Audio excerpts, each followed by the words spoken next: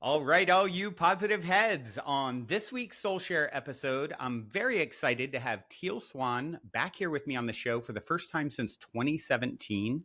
Teal is a renowned speaker and author who suffered severe childhood trauma, childhood abuse, who ultimately went on to transmute her trauma and use it as fuel to inspire millions of people all around the world. Hello, Teal. Welcome back to the show, my friend. It's good to be here again. Hello. I know. 6 years. I don't know if you even remember being on. I know you're on a million shows, but man, time is a weird thing. So I'm going to start off asking you my cliche opening question. I don't know if I included it back in those days. And it is this. You're in an elevator. The woman next to you looks over, says, "What's your passion?" You have 10 floors to answer. What do you say? Changing thought. Okay. And then you just stare at her awkwardly for the next 9 floors. No, I'm too good socially for that. Yeah. No, I would probably launch into it, and this is what I mean by that. Yeah. Right. I like to take the thoughts that are limiting people and that are causing them pain, and to Yep. reconfigure them and crack them and present new Mm-hmm. ideas. I love messing around in the world of thought. Me too. I love that answer. Actually, I say it oftentimes on the show. The only thing I'm really good at is making up stories around myself that serve me, and I think that really plays into, what you're saying. For me, it's like it's all about the story that we're telling around it, colors it and flavors it, and how it's experienced and continues to show up. I find. So, okay, for those who aren't familiar with you, who, by the way, if you want to go back and check out uh, Teal in her previous life, episode 366, which is quite a many episodes back. If you would just share whatever feels relevant to share about your backstory and give us context for who you are, how you got here. Okay, relevant would be that I was born with extrasensory abilities. It's much more like a disability because I couldn't completely plug into this time space reality. Because of that, multidimensional realities are always kind of overlaid one on top of the other, Hmm. which gives me a lot of trouble, honestly, but at the same time allows me to see things other people don't see. Right. Of course, growing up like that in the Western world is a living nightmare because nobody knows what's going on with you, and unless you have You're just parents that are, insane, right? You just oh yeah, that's nuts. pretty much what it comes down to. Yeah, I mean, they see it basically in the Western world. This kind of stuff is seen more like a mental illness, whereas in the East, if Yep. I had been as a little kid exhibiting the same things that I was, I would probably have been taken under the tutelage of somebody who was serving in some kind of a religious role within a community, and I would have been mentored up into this position. Mm-hmm. But that is not what I got here. So Mm-hmm. I got myself in a lot of trouble Mm-hmm. just by virtue of people not understanding what was happening to me and with Right. me. Wow. Um, Part of me sort of getting myself in trouble with this is that obviously when somebody exhibits these kind of abilities to see beyond our physical reality into the non-physical, into the spiritual, it attracts people who are of a religious persuasion, right? That attracts the attention of these individuals, and it's not like all individuals that are on that religious path are in alignment, shall we say. Yeah. So I caught the attention of a psychopath who was really into this kind of stuff and spent 13 years of my life from age about 6 to about age 19 being virtually tortured by him, Wow. on account of all the gifts that I had. Wow. It was like, I think it was kind of like his opportunity to do what he wanted with me. So Mm-hmm. obviously I wanted nothing after that to do with spiritual anything. I was just like, this is just everything that caused me pain. I don't want anything to do with this. I went into professional sports. I was just like trying to Oh, become really? physical. Wow. Mhm. Yeah, I became a professional skier, and then I was a competitive speed skater, also professionally. So Wow. it was just sports. Mm-hmm. But you can't, it's not like I can turn it off, you know what I mean? Mm-hmm. So I guess for the first little bit there after I ran away at 19, it was just like running away from myself. And then at a certain point, I was like, this is not going to work for me Mm-hmm. to keep doing this my whole life, kind of a runaway act from the stuff that won't go away. So my first integrative step back towards this was to open the door towards doing individual sessions for people. Mm. because in the beginning of my career, it was very much about medical intuitive work. Most of the people who were coming to see me were frustrated because of some condition they had physically. They had heard from other people that I have that capacity, and I really stopped doing a lot of my hands-on healing and energy work because I was noticing that no matter how much work I was doing with them, if they maintained the same perceptions, it would just come right back. Mm-hmm. So it's just almost gradually more and more the healing process that was taking place between me and my individual clients was a lot of talking about their perceptions and talking about what they didn't understand about the universe or hacking their patterns.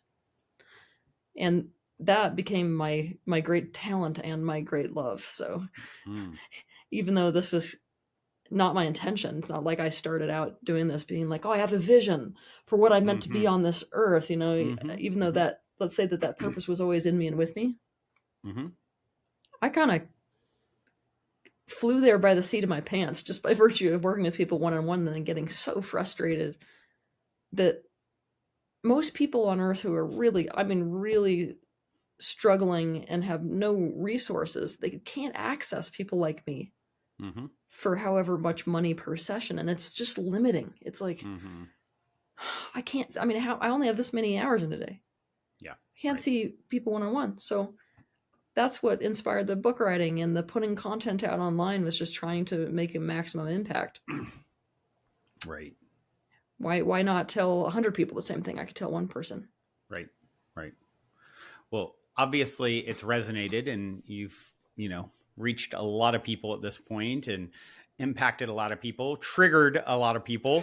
So, that's one of the things I really appreciate about you and your delivery is like you're like no nonsense, no BS. And let's face it, you know, in this conscious community, let's call it, there can be a lot of like, over stares and deep gazing and breaths and like just a lot of frou-frou, woo-woo BS. And you kept it very, very blunt and real with your delivery. And I appreciate that. And I know it triggers some people. But yeah, I'm curious with your gifts. You said they started from a young age. Can you just kind of explain a little bit how those present themselves for you? You talked about dimensions overlapping kind of thing, and I'm always curious with what that looks and feels like for you. Well, from talking to people, it's like you can only really know what's going on with you versus other people based off talking to people. So I'm pretty sure I'm still limited in terms of understanding the difference between what I'm experiencing from what other people are experiencing. But Mm-hmm. I think the closest that a person could get to living how I live on a daily basis through my perceptual awareness is just to take so much DMT that Mm-hmm. you're like, because Mm-hmm. I'm the whole world to me is moving. I don't see static objects. Mm. Um, everything is vibrating, and I'm watching this like highly geometric patterning that is taking place, which is why you see that reflected in the art that I'm doing, right? Right. Right. Um, Interesting. DMT all the time, all the huh? time, yeah. It Wow. took me a long time when I was younger to figure out where like solid objects like a table started and ended because they basically have a giant auric field, and it's not like they're giving it off. An auric field condenses to make the physical. Mm-hmm. Mm-hmm. So the question is where does that is that point of density where physicality begins? It took me forever to figure that out. Even doing like makeup on my own face, I Mm-hmm. had to learn like, oh, that's where the point of density is that we put eyeliner on. Yeah. Wow. Yeah, it's like it's yeah. Interesting. So on top of that kind of stuff, also getting intuitive images a lot like a clairvoyant would. So if people talk Mm-hmm. to me and it's like image, image, image, sometimes words, things like that. Mm-hmm. I've got clairaudience stuff going on a lot. So like let's say I gather that most people can't hear full moons. But when like the more that the almost like the more waxing that a moon gets, the more intense the sound and the tectonic plates are. Oh wow. So I like full moon is loud because of not what it's doing to like just oceans, but what it's doing to the sort of substructure of what our houses are built on. Wow. Yeah, so it's like I'm hearing ranges that are abnormal. Same thing with conversations that are taking place between guides and things like that. And like, I see dead people. That classic Yeah. statement that Yeah. was Yeah. said in what movie? What, Sixth Sense or something? Like that Yep. was Yep. me. Yeah. That is me. I Yeah. very frequently see them. Mm-hmm. Wow. How about I'm always curious. For me, I'm super curious whenever I interact with anyone, especially in a meaningful way. You know, you think of what 8 billion people on the planet. Whoever you bump up against in any meaningful way is like, you know, it's like hitting the lotto 20 times in a row or something. It's so unlikely we have this exchange, right? And then so I always think in terms of, I remember I had someone on the show years ago who said, oh yeah, you know, I can always, their thing was they would see people, how, your sort of karmic ties with individuals. And he was like, yeah, like 70% of the people you have on as guests you have significant karma with, and 20% is like less or whatever. He came up with some number, I can't remember exactly what it was. And that's a really interesting phenomenon to me. I always think in terms of, especially when I meet someone and you have that feeling of like, gosh, you seem familiar, or there's Yeah, these yeah. threads of connectivity. So I'm curious how that, I have that sort of feeling of connection a lot of times, even between one person and someone else I know in my life. And then once the new one, I'll be like, oh yeah, of course you're from Kentucky too. Oh, of course you have this. Of course, you know, it's like the same person but different in a certain way. And so I'm curious how that presents to you when you meet people and interact with people. Are you perceiving, you know, things in detail? Is there, you know, multidimensional sort of perspectives given? Yeah. Oh yeah, like a lot. Like I think Really? one of the most painful aspects of my life, honestly, is that I have a lot of memory from previous experiences that other people don't have. So like I may Mm-hmm. be meeting somebody and have this whole relationship already with them, and it's like meeting somebody who has amnesia. Yeah. Right. Right. That's real painful because I can't just be like, oh, by the way, we knew each yeah. other here, here, here, Yeah. here. Yeah. You know what I Yeah. mean? Yeah. And I can't just act the same way that Mm-hmm. I would act if I had like a really close friend. It weirds people out. Yeah. So Right. I'm not going to say that I've turned this into a fine art. I haven't. It's really painful, but I Mm-hmm. have to basically start from scratch when I meet Mm-hmm. people like that. But yeah, I get a lot of this. Yeah, let's call it the Akashic record type information that will come straight to me. Yeah. My problem is, which is everybody's problem, is you don't know what you don't know. So I don't know what I'm not seeing. I just know what Mm-hmm. I am seeing. Yeah. So Right. sometimes I'll meet a person and it'll be a whole flash of like our memories from our experiences together, Mm-hmm. not just as Is humans. yeah. Is that more the standard, the norm, or the exception? You know, do you have it just normal interactions? Like, oh, I meet this person. Really, none of that. It's all very much this 3D, like, It's more you the know, norm. yeah. Wow. It's more the norm, and it's really difficult when when I don't have somebody in my life yet. Like occasionally, I'll be in a grocery store and I'll pass somebody, and it's like, but it's not even the time to be like, oh hey, you know, Yeah. Remember when we were on the battlefield together, like, or yeah. whatever? Yeah. What a trip. It definitely has to color your interactions, because it's like, obviously, all interactions are colored by the history that you remember. So if you're remembering way more than the other person, it's like you're on two different playing fields in a sense, right? Immensely. My relationships with other people are immensely different than I think normal interactions because I'm always coming at this from this much bigger picture. Yeah. There was this film that I was completely creeped out by called Cloud Atlas, but I think that was the one that Mm-hmm. captured the feeling that I walk around the world with the most. Mm-hmm. I thought that movie was so good conceptually, and I didn't, it's kind of like I wanted it to be better executed than it was. But I would still recommend it. It's a good movie, but yeah. Um, interesting. So let's talk about, I know one of the things that you've been really lit up talking about lately is ancestral healing, Mm-hmm. and how vital that is to what we're all engaged in. And so yeah, let's just dive in. What is important, and why are you lit up, you know, on this topic? I think we should jump off at the point where we say that people, to generalize, in their day to day life, aren't really aware of how deeply ingrained they are in patterns. Mm-hmm. Every pattern has an origin. The question is, what is that origin? Mm-hmm. Now, a lot of us are looking at origins relative to trauma. Some of us are that far where we're like, oh, in my childhood, I'll give you an example. In my childhood, maybe dad left me when I was 3 or 4.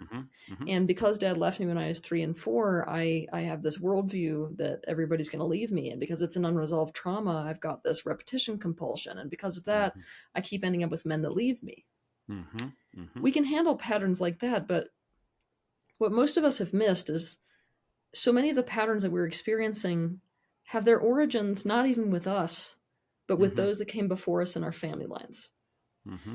For me, understanding that people don't get this is a huge open door for me to be like, oh, wait. You can't consider yourself a shadow worker, somebody who likes to decode the patterns that are damaging your life without being an avid lover of history and genealogy. Because so many of the things you're struggling with in your adult life find their roots in that history that most of us have not even heard, honestly. Right.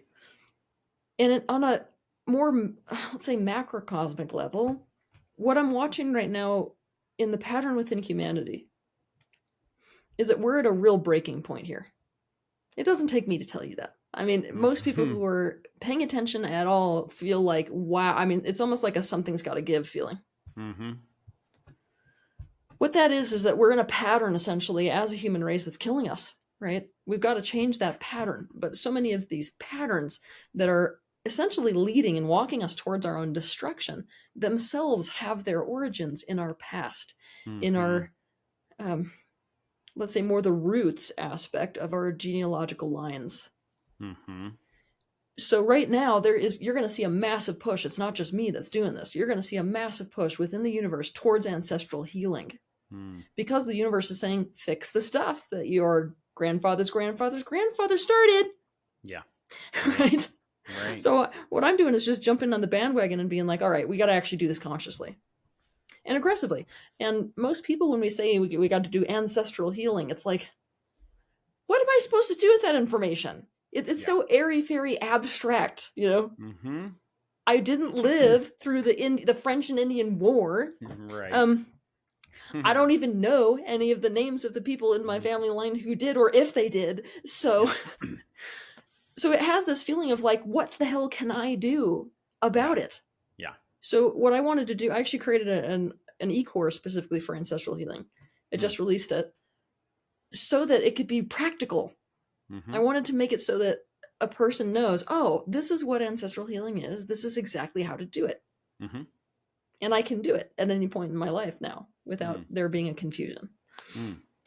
Very cool. Yeah. I've had a few things related to ancestors come up recently. One, I don't actually, as of this recording, I don't even think it's been released yet, a guest who does a lot of work with like kinesiology and trying to tap into like pains in the body, whatever, and where it's coming from. And in his assessment, when I brought up one, I was like, I've had this weird shoulder pain, and he did his whole process. And he's like, oh, this actually comes from your father's side.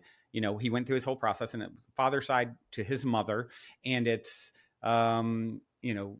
literally panic that she experienced that was then given to him and then given to you. And it is presenting itself as like a shoulder pain at this, time in your journey. And that's just really a fascinating, like, wow, and you think of that a lot of times with, or we're hearing more and more, I guess, where, something physical, it's like, oh, okay, hold on. This is actually coming through the DNA line, and we're passing these things along until someone heals them. Or, I brought this up a bunch of times on the show, but it's kind of relevant with this conversation, where my ancestors, my grandmother and grandfather, appeared to me in a dream a few weeks ago. And, it was like, it was a real trip for me, because it was like such a direct communication where my grandfather, who was at Pearl Harbor when it got bombed, his ship is still sunk there in the harbor. He jumped and swam, and the guy next to him, his friend, died. And in the dream, it was like him, and his name was Joe, and my grandmother Moo, we called her,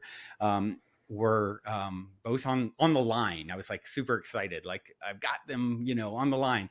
And then Joe was like, hey, I want you to meet my friend Peter Finch from World War II.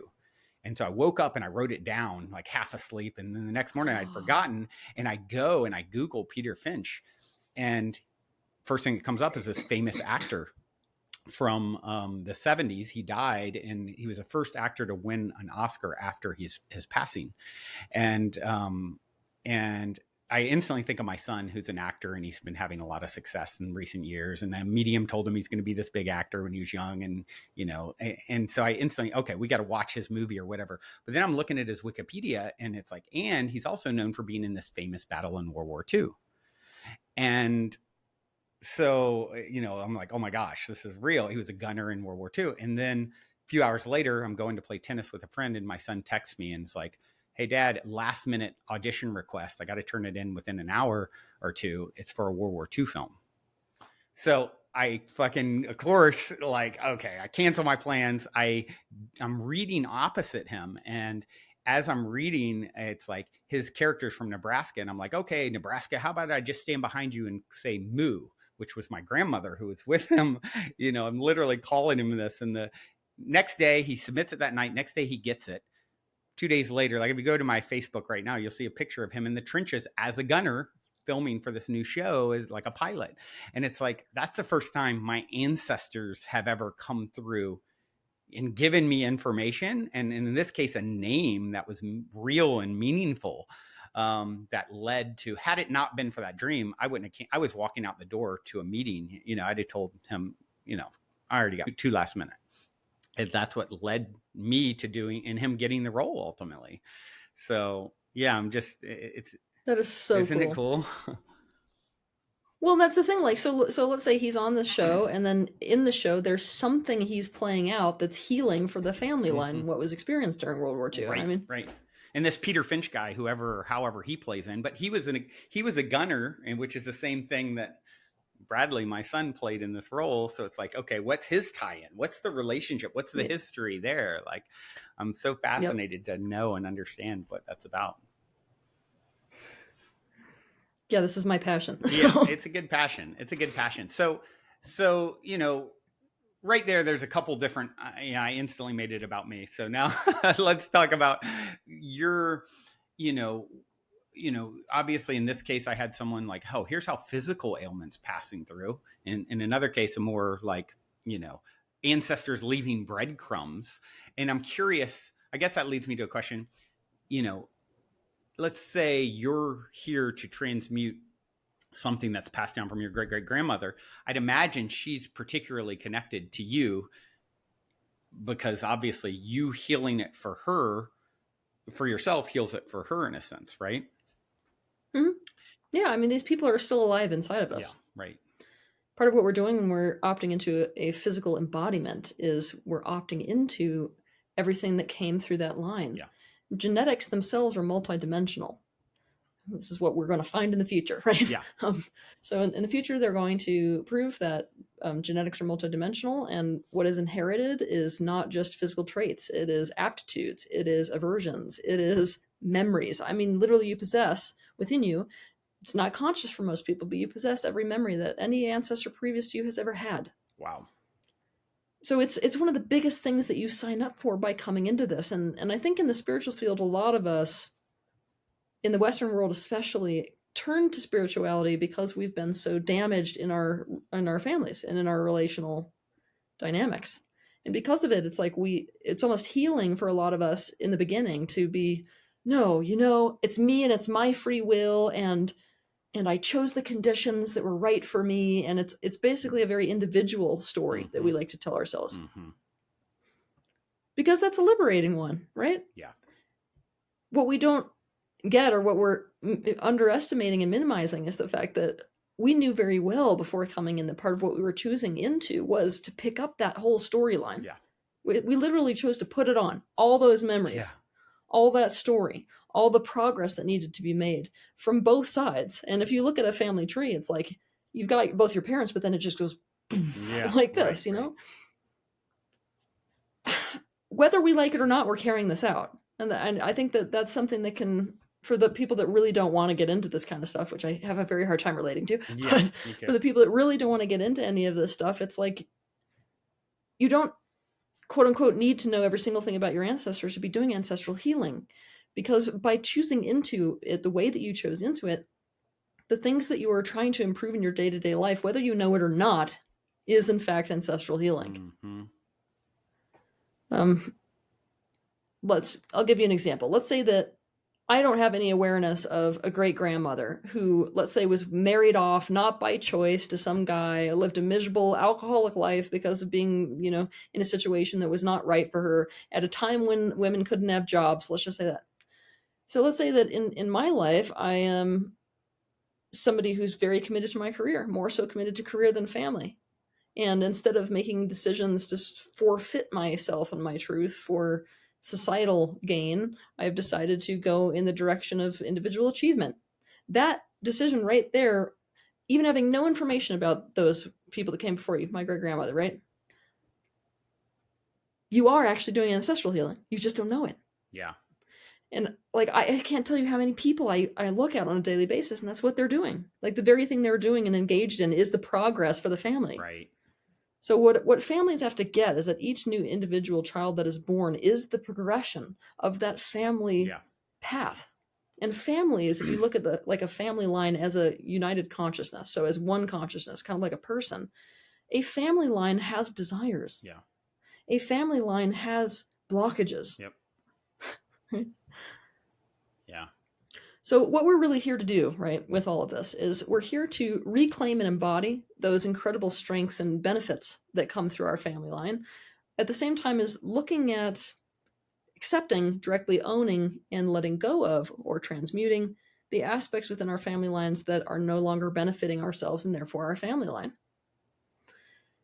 It's like learning to play cards really well, is the way I like to put it. I mean, by opting into any family line, and I mean any family line, what we're all doing is getting this deck of cards. Some of those cards are like, ooh, yeah. Other cards are like, so it's that sifting and sorting process, which we're meant to be doing here. And I feel like a lot of people who are in this field of helping people to heal their ancestry, they leave out a very key component, which is that it's very important to see the positives inherent in your family line. Not just to look at the crap stuff and try to transmute or get rid of the crap stuff. And there is not a single person alive today who does not have incredible things running through their family line. There's like veins of gold running through the family line. Yeah. It's interesting to think about too, how complex it is, because I think just my family line and, okay, but then I've got my dad's line which is a whole nother thing. I just mentioned my grandfather on my mom's side and grandparents on my mom's side. It's a whole nother thing on that side. And they're the culmination. Then I take now I think forward, okay, well, what about my son who I referenced? His mother is literally we're like yin and yang. She's like, literally like a possessed person. If you were to talk to her, it's, you probably know Shaman Durek, or familiar with him, or his, at least heard of him, I'd imagine. He one time I had him on the show years ago, and he's like, oh yeah, she's actually possessed. It's by this entity named Lavana. And he went into all this thing, tapping in multidimensionally. I'm like, oh, maybe so. I'll never verify this. And then after the podcast, I'm like, oh, I'm telling my son Bradley, I'm like, you should listen. This guy Durex, says your mom is possessed by an entity named Lavana. And she's very dark and speaks in like old English and kind of like very mentally unstable at this point. She wasn't always that way, and I tell my son this, and he's like, Dad, that's what she just named my new sister.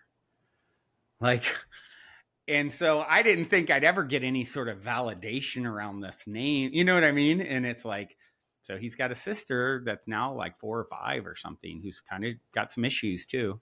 And, so it's like, I think of like, it's one thing, everything that is going through me. And then like someone like the next version of me is like, oh, you took my side. We're like yin yang, like it's like the light and the dark. He's like, oh, I'll have a little bit of both and see what we can do with mixing that up. And it's like, I think of it in terms of, exactly what we're saying is like, oh, his soul was like, I am capable of transmuting and healing this DNA line. Let's say what's coming through her more dark maybe than what's coming through my side. And it's like, oh, by mixing these two together in some way, it can lead to, it's like medicine. I think kind of in those terms. I'm curious if you think that makes sense. It does, but the dark and light thing gets real complicated because even when you look at let's say darker traits, right? Mm-hmm. Let's say that in our family line we find somebody who, owned a whole bunch of slaves. Let's say that we find that, Mm-hmm. right? Um, or let's say that we find, somebody who conquered foreign lands, or somebody who and may have left their whole family to do Yep. so, to fend for themselves.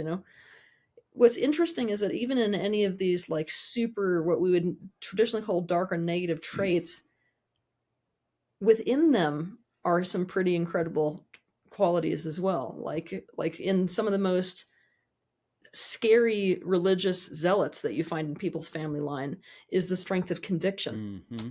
Now, conviction might be somebody that when I'm working with somebody, that they lack. Mm-hmm. And in order to get to the place where they have more conviction and therefore more energy to follow through on what they care about, they actually have to tap into some of their darker ancestors. Mm. Interesting. Yeah, there's a certain power there, right? It's like, and then how can you take that and I like to think of this like, let's say, naturopathic doctors like to think about this in terms of the tinctures they make. mm, For the medicines that we are using, we often use poisons. mm, It's about the how you use something in that particular circumstance. right? So when we're working with that type of ancestral gift, we need to learn how to hold that sword Yeah, right. so that it doesn't essentially turn on everyone and turn against ourselves. Right.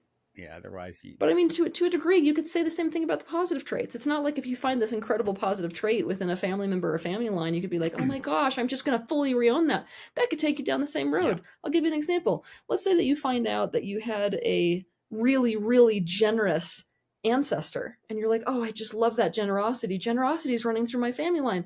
Yay, I can just take that sword of generosity and use it. Okay, well, potentially you are walking yourself down the path of being used. Yep. And I mean, seriously, you may be walking straight down the path towards parasitic relationships if you don't use that well enough. So, Yep. My grandmother, that's a great. She was that way. She got taken advantage of because she was so like open and giving and generous. Yeah. yep. And didn't know how to like gate that in a way that was like healthy. So, sometimes what I love when I'm looking at this picture of genealogy and ancestry is so often before us, this universe is not starting this thing with us. So before us, so often you find this thing where, this person from this culture marries this person from this totally other culture, and you see that was the antidote to whatever pattern they were stuck in, and vice versa. Yeah, right. So you're almost watching this bigger picture of healing take place transgenerationally. Yep. That's exactly how I perceive it and feel it, and that's what I was referencing in my case with. It's like, oh, my son perhaps made the assessment like, oh, if I take this and mix it with this, we can create a better outcome for the direction that this thing is headed right now. And it's a really fascinating thing to consider. Oh yeah, like so I just can't get over it. I can't either. I feel like such a nerd right now in my life with where I am helping people with ancestral stuff. So incredible, the structure and organization, the genius of it all. It's like so mind melting. It is. It's like the largest chess game ever played. Like you can try to comprehend it, but you can't. Right. I always say we're at our human level, avatar level of consciousness. We're playing checkers, and our higher self is playing chess. Like, so you can move in a direction you think is the right one for you based off of your little squirrel brain, and then just know there's a part of you that can see a lot more of the board. So just relax in your ideas of where it should go. I think that's a big part of that trusting the mystery sort of thing is a big part of the journey, I think, for a lot of us as we start to get the ideas like, this is the direction. This is my path. This is what I'm, it's like, it's never the straight line you think it is. Oh, no. Not even close. So I had an ex-partner who had an experience where she was actually sort of ghosting her past self. And it's a whole story. I've shared it on the podcast before. I won't go into the whole details of it, but the end result of it was, her supposed past self in the 1500s died, and there was a lot of shame and guilt around sort of what happened previous to her passing. And my partner, my friend who was there, her current self was able to help transition her with the experience that she had, and actually share with her why there was no need for guilt or shame or any of that stuff. And supposedly it really helped the transition for her past self to shift. And so that gets into a whole nother level of just sort of mind bending, like, okay, hold on. So a current self can change a past self's experience of death, and there's multiple versions of death. And so, yeah, I'm just curious what you think about that whole story and idea. What's going to end up happening here is we're going to be getting into the weeds, because we're basically enmeshing together several concepts. One of them being past life Mm-hmm.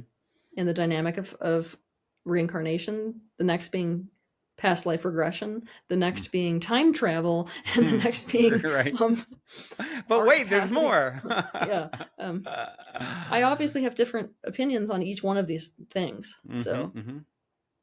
let's see where to start. First of all, my opinions on past life regression are very unpopular. Okay. And I'm putting them forth to the world as somebody who remembers and understands past lives. So, not that I can prove that to you, obviously. Mm-hmm, mm-hmm. Okay, so should we start on the past life thing? Sure. Yeah.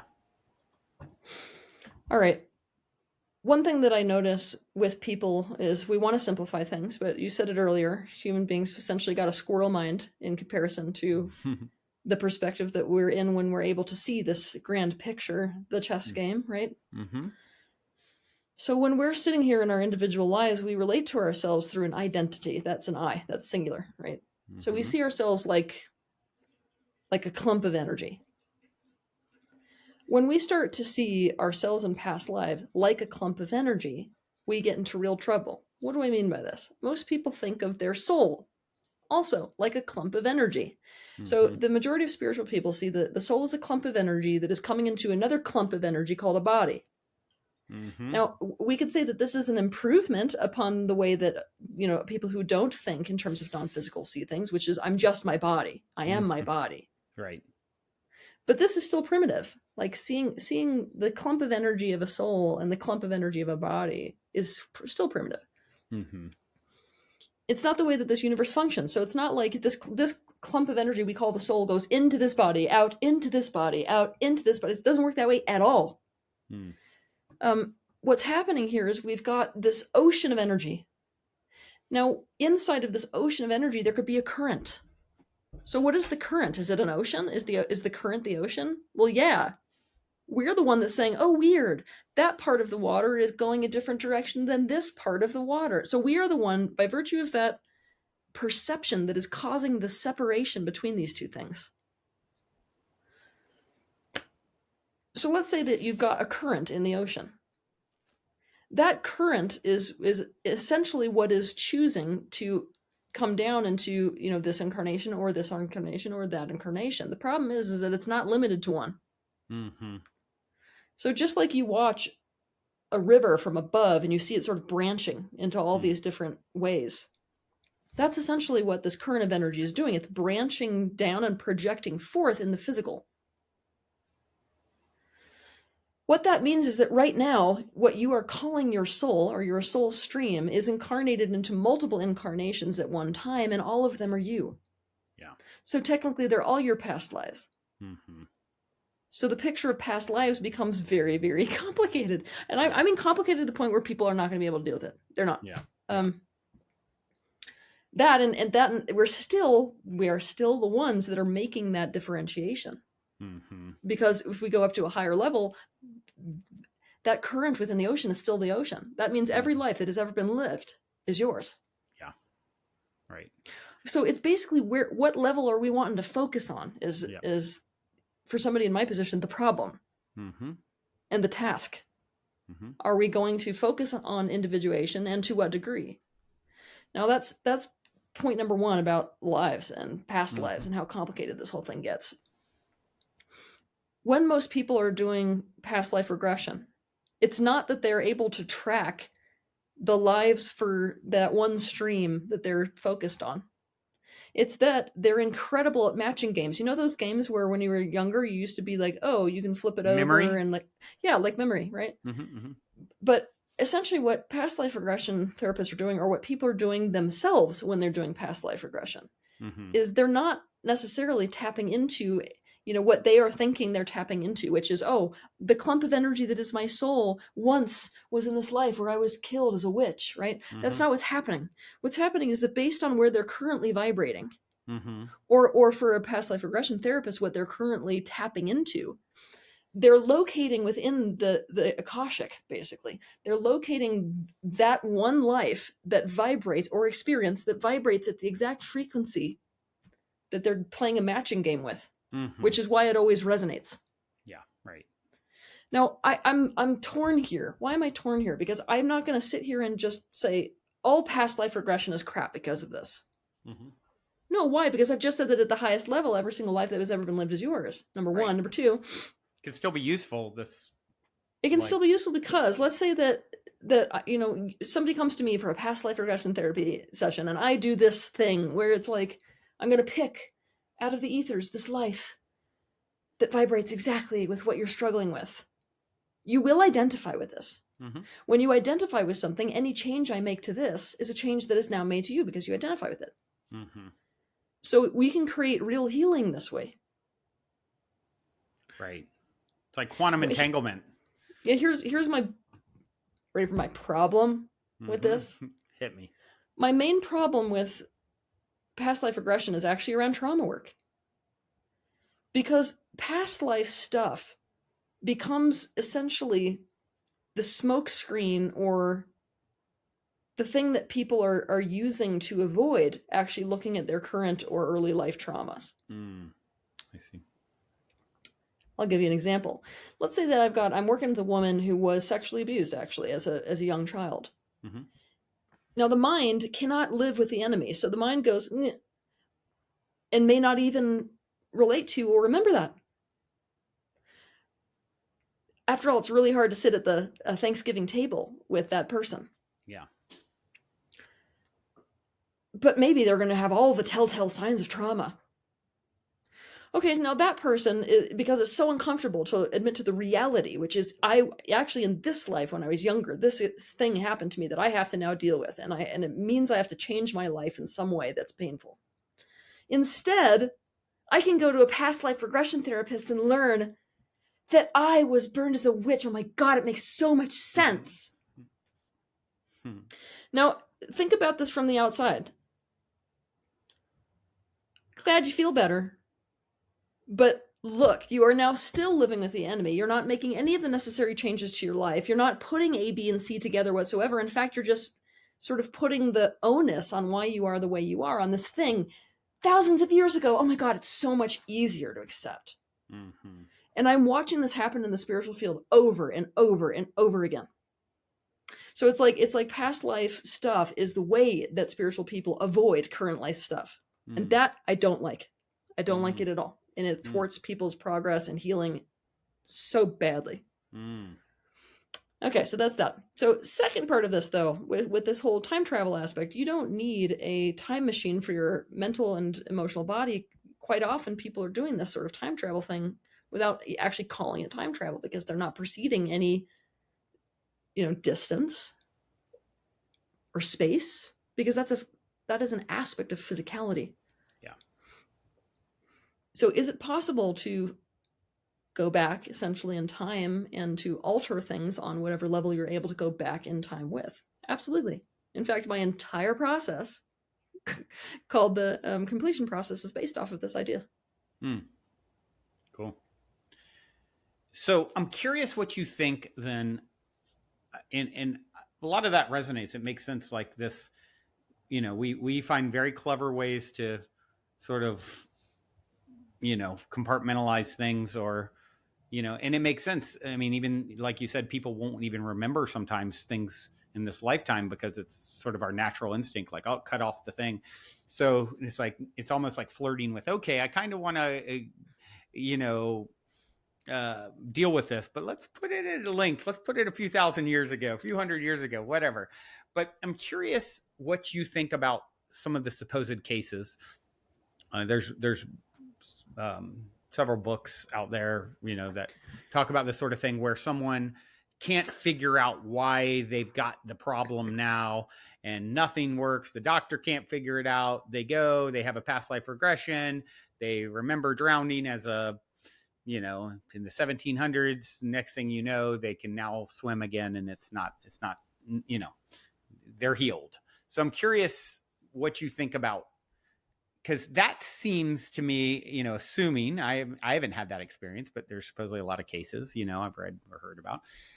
That seems to me like, okay, whatever happened there is useful if it indeed led to them, removing a blockage in this life.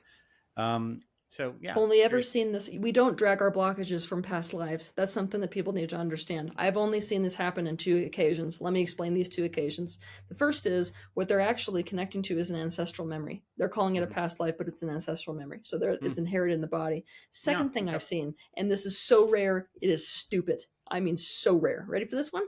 Mm-hmm. When we die, essentially, we're withdrawing this, what we call non-physical consciousness, from the physical body. Mm-hmm. Ooh, that's like staying here, it decomposes, the energy goes into everything that is. Mm-hmm. But we're also withdrawing from our thought form. Mm-hmm. So the idea of teal, for example, exists separate from the physical body. These are 2 separate things. We're coming into both when we come into this life. Mm-hmm. This is an idea of self. This is actually the ego. So we come into ego, and then that ego essentially informs the body, and the body informs the ego. It's kind of like a feedback loop here. So we strengthen this over the course of our lives. In death, I'm talking the vast, vast, vast majority of time, we're pulling back from both. And in fact, what we're calling a ghost is just this. It's the energy, the residual energy in the thought form of the person themselves that is still able to sort of interact with and engage with things as if it has a human personality. Mm-hmm. Do you notice that this is not attached to this? Mm-hmm. So we're reincarnating from here. Mm-hmm. Now, so rarely, I mean so rarely, what will happen is a withdrawal from the physical body. Mm-hmm. No withdrawal from the identity, no withdrawal from the thought form, and the thought form itself incarnates into a body. Now, if that thought form, let's say, was a pilot that had a crash landing in the ocean, and this didn't happen in that death, and now it's, oh no, I'm in this body of this little boy or little girl in the Midwest or whatever, you will absolutely see all of that memory that is inherent within that thought form carried into that body. But it is very rare. And oftentimes what you'll notice when you're looking into, I mean, there's why that goes beyond what I'm about to say. There could be like a Bible's worth of why that would benefit somebody in terms of their expansion. But I have personally never seen one of these cases where there isn't some element of the universe at large, in tandem with them, wanting people to see this and understand this concept of life after death or intention before life. Mm-hmm. A bigger picture than physical life, which is like a large reason why they get so much attention. Yeah. Well, it's fascinating however it is structured, and I suppose there's only one way to fully find out. Do you feel like I gave the example of my grandparents coming through the veil, and I have a lot of really epic synchronicity and spiritual breadcrumb stories, and shared many of them on the show. That's the first time something's come through the veil. Like, here's a piece of information. Here's a name, that's actually real and meaningful, and not just some bullshit dream. And do you feel like where we're headed, the sort of veil is thinning and allowing for more of the ancestral, my ancestors to reach me, for example? Yes. Yeah. I mean, I don't think that species that are particularly disconnected from their non-physical self can make it very far. They've just become too out of alignment. It's not our progress. Our progression forward is to accommodate for the non-physical reality of our existence. Yeah. Yeah. It kind of feels to me like part of the aim of the experience is like, okay, let's we're going to mesh this dimension with the next one in a sense, and so that veil kind of dissolving is ultimately where we're headed. A lot of that veil dissolving, though, was really down to our perception. It wasn't really down to the fact that there was a particularly large veil there to begin with. What we watched over the course of history is we, as a human race, were much more connected to the non-physical realities. Yeah. It wasn't until we got rid of so many indigenous populations, and then those of us that got rid of the indigenous populations started turning much more towards science, and science sought first to explain the physical. So what it did is it reoriented the entire perceptual awareness of everybody who is in the modern world towards physicality. Yeah. Now, if you take a small child and you make it so that they're only focused on physicality, they lose their capacity to perceive a great many things that they do naturally perceive. Yeah. So we were walking the earth before the time of Newton, actually, in a much more connected, sort of thinner veil way. Mm-hmm. Mm-hmm. What we're looking to do is to progress in terms of our understanding of physicality, which hopefully we're doing with sciences and things like that, while at the same time progressing forward with reowning the thing that we disowned in that process of physical understanding. Right. What do you think? This takes it down a little bit different rabbit hole, but when you mentioned science and sort of, okay, we put our spirituality, non-physical stuff aside for a few hundred years, like now that's starting to be reintegrated. It seems a lot of people, having their own awakenings and rememberings, and now all of a sudden you have like another thrown into the pot of experience, this whole UFO, extraterrestrial, other physical beings. Now all of a sudden it's like, since you and I talked last time, it was like you were much more likely to be ridiculed for believing in such a thing, and now it's like on the news every night. So I'm curious what your perception and perspective is on what's going on that whole front. Just people are becoming more aware that they're not the only things that exist in this known universe. Yeah. Hopefully, dare to dream, people are coming out of their narcissistic bubble. Yeah. Right. Right. Do you feel like there's going to be full-blown sort of contact in our lifetimes where it's just like, I don't know about in our lifetime. I would like it to happen in our lifetime, but for sure. Yeah. For sure. We're posing a major threat right now. That's something that we have to understand. Like, human beings are actually posing a threat in terms of their life path potentials to life outside of this earth. Yeah. So. Yeah, so they have vested interest. Yeah, it's not going to work to leave us on our own little planet anymore. Yeah. Because we're not going to stay on our own little planet anymore, are we? Yeah, right. What is your experience with that realm? Like, obviously having a lot of multidimensional experience, etc. Are you cosmically having experiences with any regularity? Like a lot. Yes. Yeah.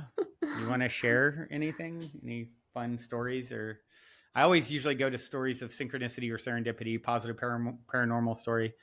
So maybe it's a good time for story time.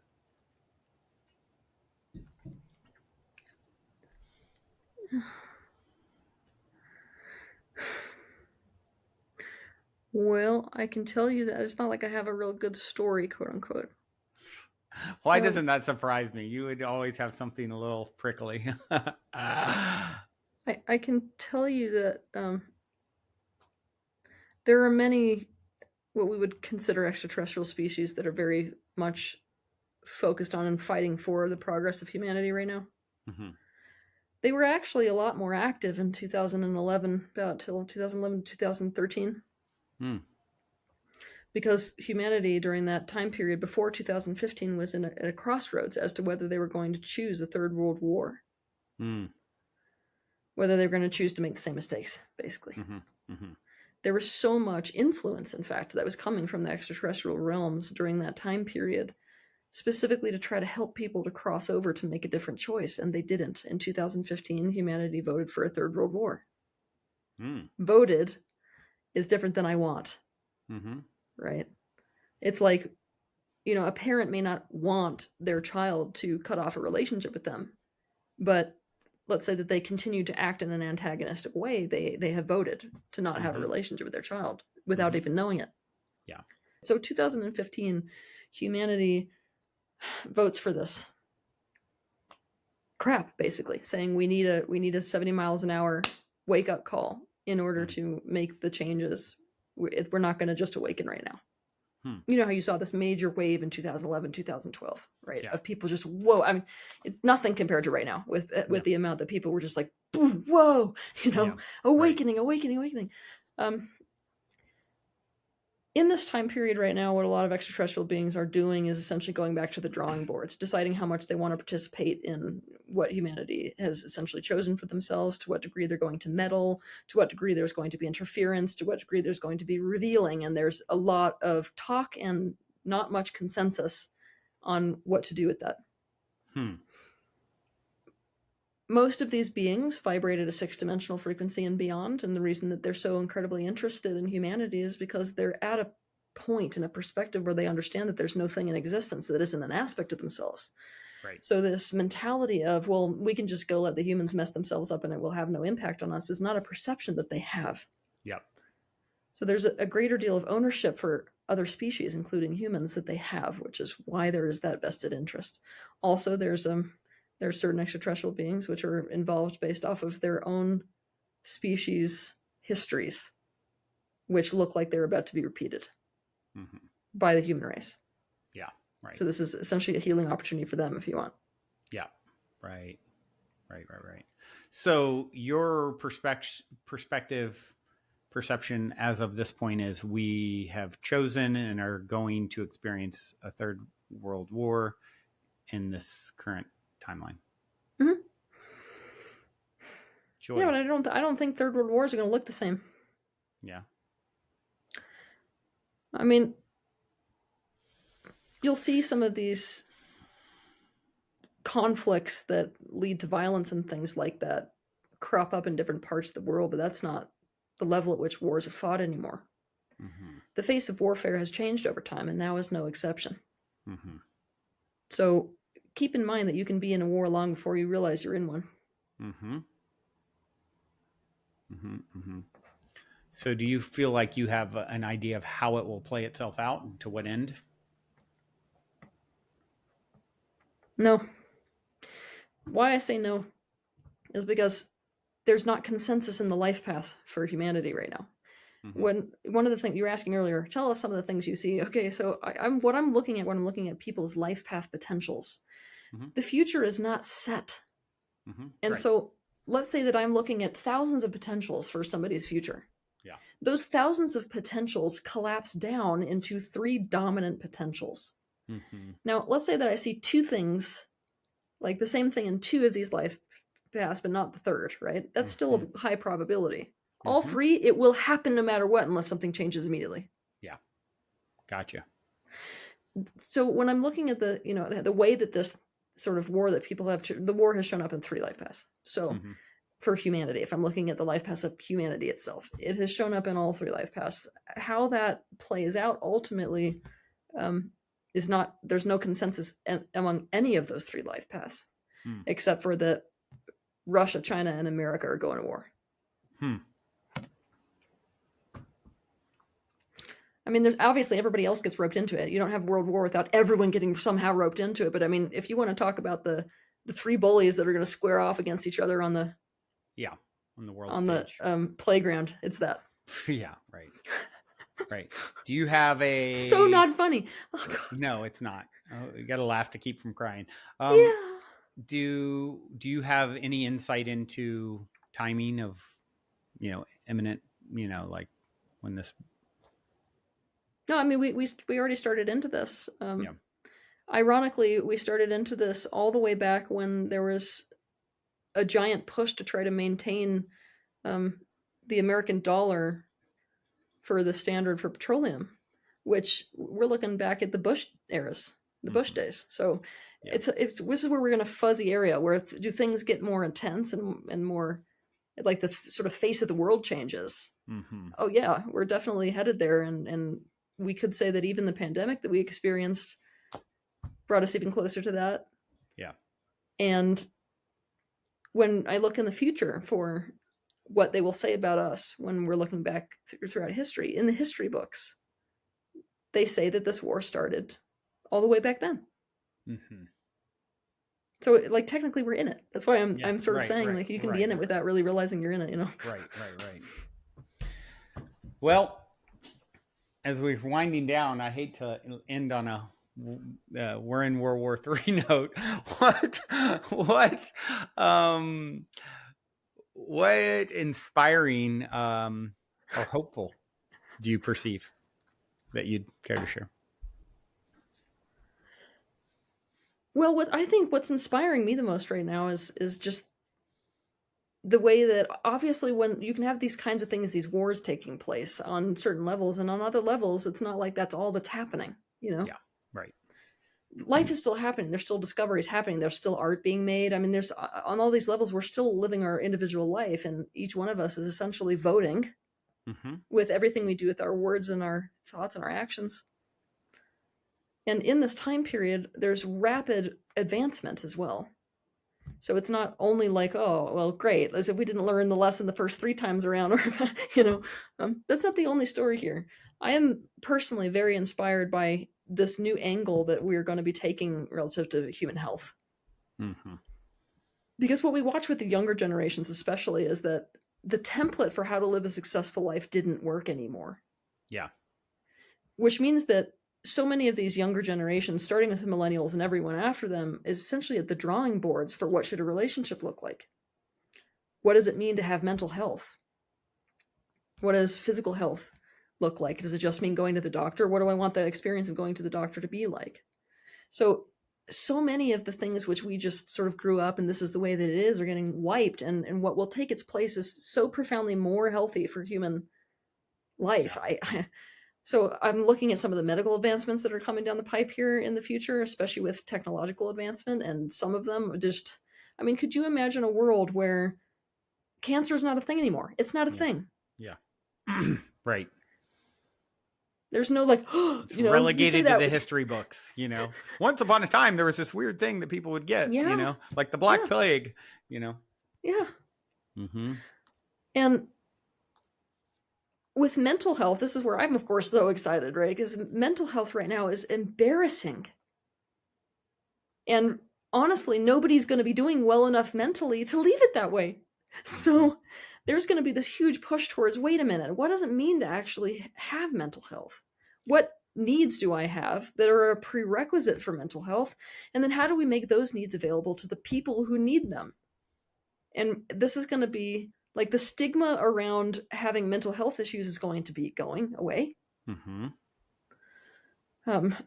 And real solutions are going to be offered, not just take this pill so you can continue with your crappy life that got you into this position in the first place. Right. So, yeah, I mean, there's so much advancement that's going to be taking place, and I feel like the more that we ourselves anchor into that advancement and really see our thoughts, words, and actions as a vote, Yep. it's like you know, people can really step into their power right now, and I wish people understood how much power the masses have when each individual does this.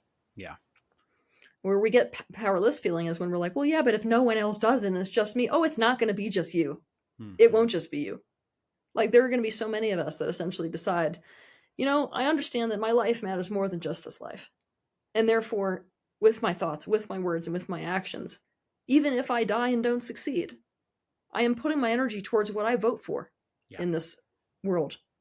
The empowerment in that and the strength in that can create movements that are capable of radical change. Yeah. So we're being tested. You don't need to hear that from me to know it. Yeah. But I actually, I mean, I wouldn't still be sitting here talking if I didn't believe that human beings were capable of bringing about the things that they're actually wanting. Yeah. Right. Right. Yeah. It's very inspiring. The whole, you know, you look at what's happening technologically in, you know, scientifically with doctors, expanded awareness and truly understanding health, like holistically, I think is spread even to the more, standard doctor path. It has to. It's inevitable. And they're saying that like we'll achieve escape velocity by 2030, which is essentially where our technological advancement is outpacing our aging. So then you think of us as being sort of the front lines of the new human. I could see why my soul would sign up like, okay, I want to be the oldest young person that ever lived. Like 50 years from now, I could look and feel better than I do now, taking my understanding of the ultimate nature of reality combined with what's happening, technologically, biologically in the physical. It's like it's a whole new world. And yeah, I'm big proponent of that as well, and very excited about it. So I think that's a good thing to point to, and how individual, in a sense, I always put it as we live in our own private YOU universe. And, that is super empowering. All this out there is somehow reflective of our internal state. And if you want to change the world, the best thing that you can possibly do is work on changing yourself. I think that's what you're saying. And there's a lot of power there, and even more power when many of us are doing it and coming together. Yes. Well, with that being said, I've enjoyed this part of World War III with you.